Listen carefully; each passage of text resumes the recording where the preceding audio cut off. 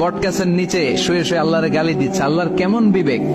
ইয়া বড় বট গাছ, আর বট ফলগুলা এত ছোট ছোট। আর লাউ গাছ আর কুমড়া গাছের ইয়েটা কি খুব মোটা না চিকন?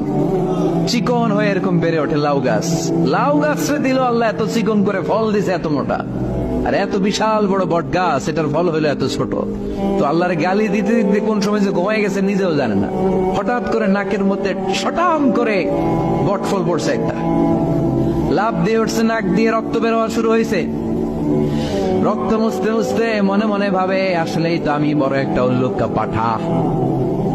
আজকে এই বট গাছের মধ্যে যদি লাউয়ের মতো ফল দিত, কুমড়ার মতো ফল দিত, আমার নাকের উপরে ওই লাউ আর কুমড়া বললে আমি থাকতাম না, আমি বিদায় হয়ে যেতাম, অক্কা পেয়ে যেতাম, ঠিক কিনা? যেখানে যেটা যেভাবে যতটুকু দরকার তার নাম, চিৎকার করে তার নাম। আল্লাহ বললেন আমি হলাম রব্বিল আলামিন, জগৎ সমূহের রব।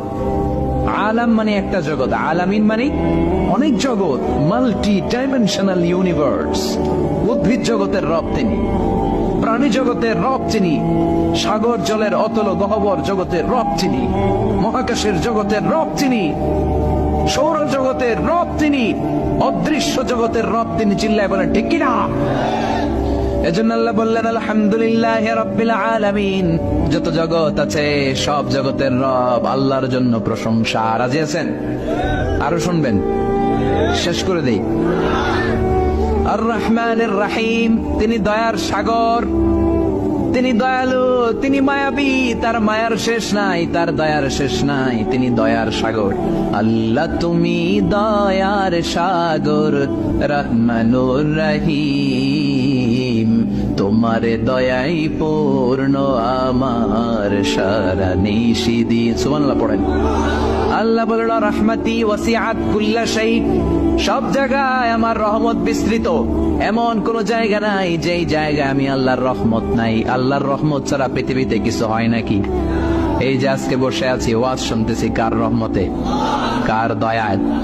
আল্লাহ বললেন এই রহমত, দয়ার, ভালোবাসারে আমি সৃষ্টি করার পরে 100 টুকরা করলাম। কয় টুকরা?